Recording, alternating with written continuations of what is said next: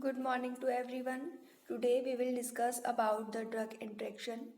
Drug interaction is defined as the pharmacological activity of one drug is altered by the concomitant use of another drug or by the presence of some other substances.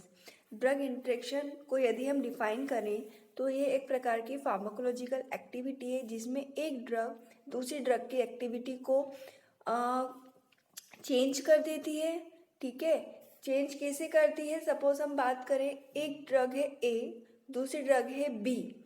अब a drug और B drug यदि patient ने साथ में खाई तो वो एक दूसरे के साथ में इंटरेक्ट करेगी और इंटरेक्ट करके क्या करेगी? यदि ए ड्रग है तो उसने बी ड्रग की एक्टिविटी को या तो इनिबिट कर दिया या फिर इंड्यूस कर दिया, या फिर बी ड्रग है उसने ए ड्रग की एक्टिविटी को इनिबिट कर दिया या इंड्यूस कर दिया, या फिर दोनों ड्रग आपस में कंपटीशन करके दोनों ही न्यूट्रल फॉर्म में हो जाएंगी और किसी भी प्रकार का इफेक्ट नहीं देगी।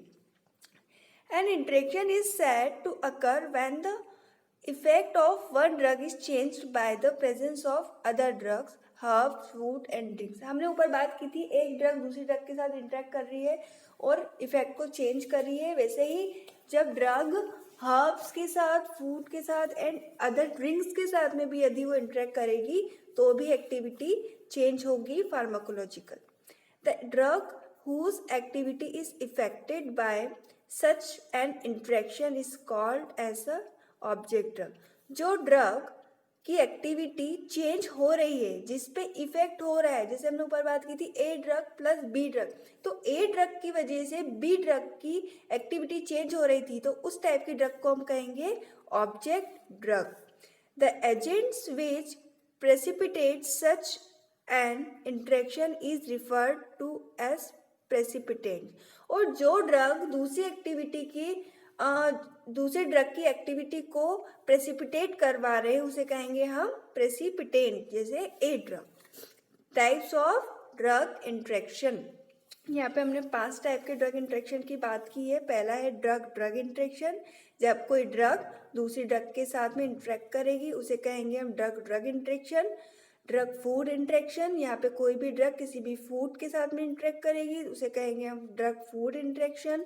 नेक्स्ट है केमिकल ड्रग इंट्रैक्शन, कोई भी ड्रग किसी भी केमिकल के साथ में इंटरेक्ट करेगी तो उसे कहेंगे हम केमिकल ड्रग इंट्रैक्शन।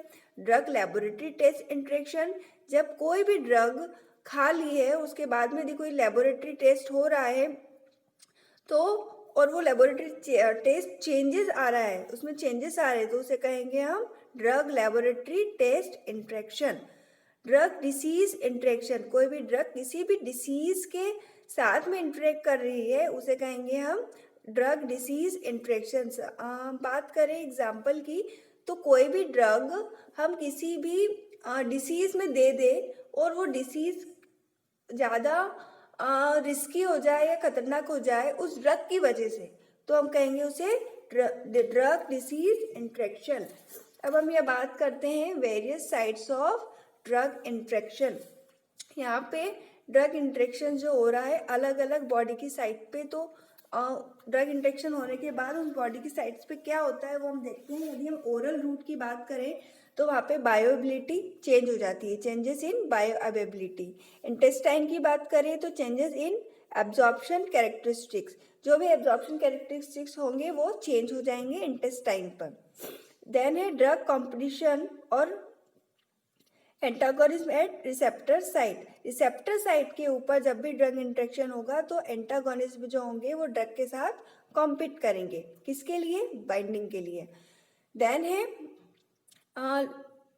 है चेंजेस इन एक्सेटरी मैकेनिज्म। इसकी जब भी एक्सेटरी मैकेनिज्म होगी उसमें कुछ चेंजेस होंगे एक्सेटरी साइट पे, जिसपे क्या होगा पीएच और पीके में इफेक्ट आएगा और ट्यूबर सिक्रेशन जो होगा उसके ऊपर कंपटीशन होगा। नेक्स्ट है आईवी रूट, इस पे क्या होगा in vitro interaction due to additives, additives की वजह से वहाँ पे इन विट्रो इंट्रैक्शन होगा आईवी रूट्स पे।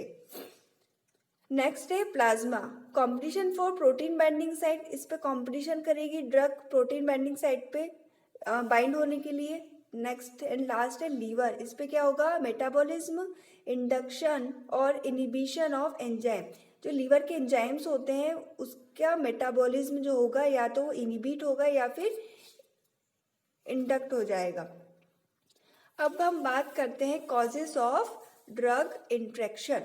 किस किस वजह से ड्रग इंटरेक्शन हो सकता है वो हम देखेंगे। Various factors are responsible for drug interaction. पहले की बात कर ले, use of non prescription drugs, the simultaneous use of prescription drug with non prescription drug, example antacid, aspirin, NSAIDS etcetera. मतलब नॉन प्रिस्क्रिप्शन ड्रग, जैसे कोई भी पेशेंट है वो सीधे मेडिकल पे गया, उसको कुछ भी प्रॉब्लम हो रही है, वो सीधे उसे डॉक्टर से कंसल्ट ही किया, मेडिकल पे गया और सीधे जाके दवाई ले आया, उसे कोई साइड इफेक्ट नहीं पता, उसे कोई एडवर्स इफेक्ट नहीं पता, बस वहाँ से लिया और खा लिया, जिसकी वजह से भी ड्रग इंटरेक्शन हो सकता है। Multiple pharmacological effect, many drugs use in the therapy have the action of many physiological system of the body. Therefore, when two drugs are administered simultaneously, it will affect some of the same drug, same system. Sorry. मतलब क्या होगा, multiple pharmacological effect. कोई therapy के लिए हमको बहुत सारी दवाइयाँ देनी पड़ती है जिसका अलग अलग फार्माकोलॉजिकल एक्टिविटी होता है, अलग अलग फार्माकोलॉजिकल इफेक्ट होता है, तो उसकी वजह से भी ड्रग इंटरेक्शन हो सकता है। Multiple physicians, the patient in a short period visits more than one physician which may result in drug interaction. Okay, कोई भी पेशेंट है वो एक बार एक डॉक्टर के पास गया, 2-4 दिन उसने वेट किया, उसे ठीक नहीं लगा, वो 2-4 दिन के बाद वापस दूसरे डॉक्टर के पास चले गया, फिर ठीक नहीं लगा, फिर तीसरे डॉक्टर के पास चले गया। ऐसे करके उसने बहुत सारे डॉक्टर को दिखाया, बहुत सारे मल्टीपल फिजिशियंस के पास में हो गया, जिसकी वजह से क्या हुआ, उसको अलग अलग प्रिस्क्रिप्शन मिले, अलग अलग डोज मिले, जिसकी वजह से भी उसको ड्रग इंटरेक्शन हुआ। It is a most important cause of drug interaction, multiple physician. Patient non compliance, many times patient do not follow the instruction of physician or pharmacist, or patient do not receive the instruction properly regarding medicine। ठीक है, patient क्या करता है, non compliance होता है, ना physician की सुनता है और ना फार्मासिस्ट की सुनता है, प्रॉपरली इंस्ट्रक्शन सुनता नहीं है रिगार्डिंग मेडिकेशन, उसके बाद वो अपने हिसाब से दवाइयाँ लेता है और उसको ड्रग इंटरेक्शन होता है। नेक्स्ट एंड लास्ट है drug abuse. There is a tendency of some patient to abuse or misuse the drug for quick results causing drug interaction। ठीक है, कुछ पेशेंट्स होते हैं जिनकी ऐसी मेंटलिटी होती है, टेंडेंसी बन जाती है कि मैं इस दवाई को ज़्यादा लूँगा तो क्या होगा, अच्छे रिजल्ट्स मिलेंगे।